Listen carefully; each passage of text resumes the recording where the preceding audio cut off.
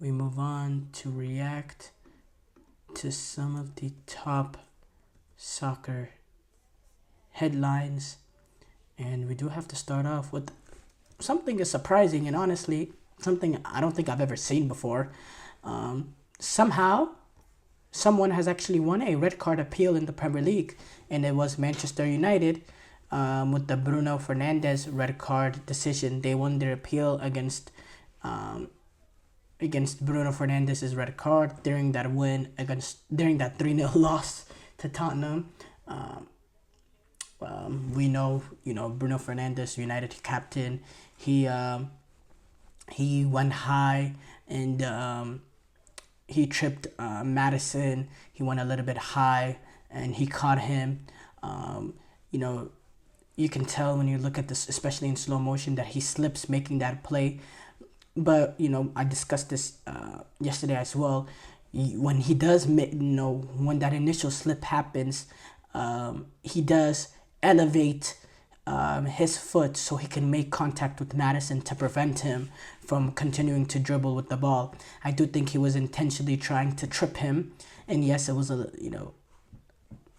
dirty play in there, but I don't think it was a malicious and dangerous play because he doesn't go through James Madison. He puts his foot in the way of James Madison's pass so he can trip over it. He doesn't really go through James Madison. There's no stud to foot contact. So I don't think it's really dangerous play. I just think it's pretty dirty and you're not going for the ball.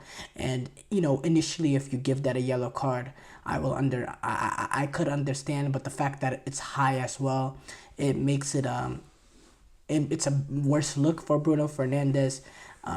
But it was called a red card on the field, and when it's a red card on the field, VAR doesn't intervene. That's the end of the day. For me, I'm just really surprised. There's been very very clear mistaken red cards in the Premier League so far that I've seen that has not been rescinded. You hardly ever see that, and the fact that this is the one that gets rescinded, it doesn't make no sense to me. There's no difference between there's no this is not a clearly a mistake. There's been in the past that there's been clear mistaken given red cards that has not been rescinded, and the fact that this is the one that gets rescinded, it's weird for me. I do have to say I'm very surprised by the decision. But at the end of the day, overall, these 3-game bans for red cards, I think it's a little harsh. 3 games is a lot of Premier League games to miss. It's a lot of action.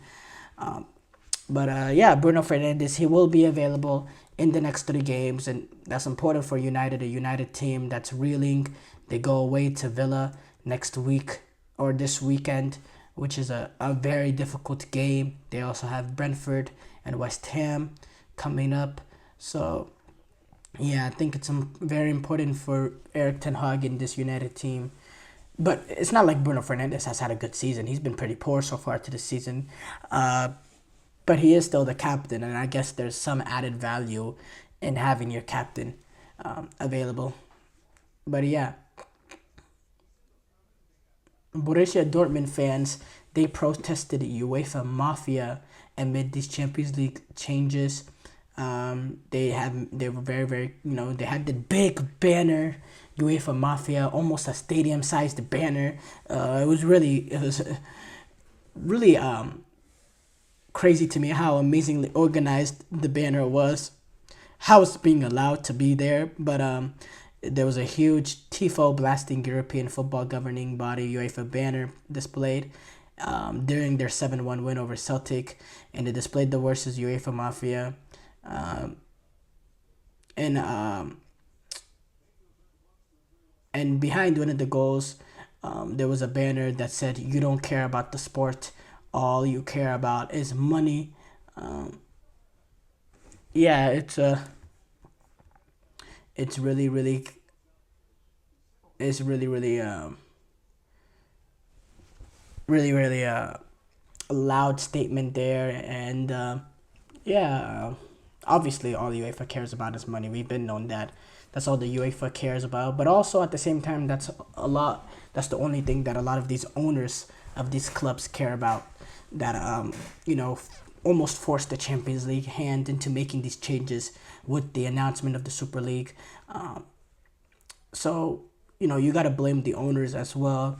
And yeah, it's a little bit different in Bundesliga with the 50+1 rule, and they were, or 49+1 rule, and those teams were not really involved in the whole making of the Super League. In fact, Dortmund, Bayern Munich, one of the few clubs that rejected that idea. But at the same time, it's a very, very clear statement, and I think at the end of the day, that's what football is about. You're allowed to have an opinion.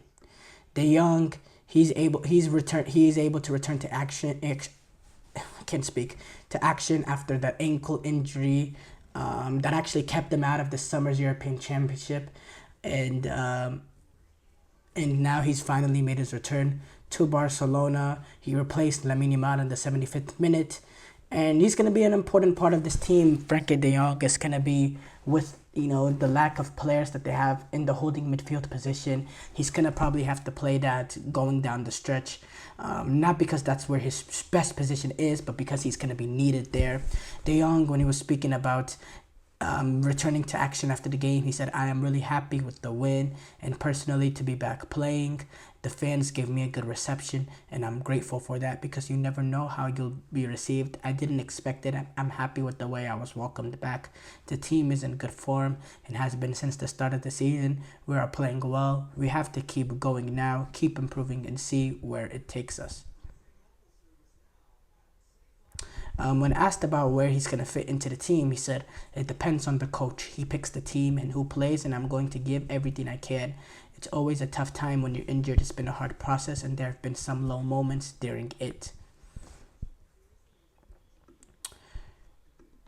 But yes, that's all we have for today. Thank you guys for tuning into the GSMC Soccer Podcast presented by the GSMC Sports Network. Your support means a lot to us, so please remember to subscribe to the show and leave a positive review. It really does make a difference. We also invite you to follow us on Facebook, Twitter, TikTok, and Instagram for more content and updates. So thank you once again, and have a wonderful, wonderful day.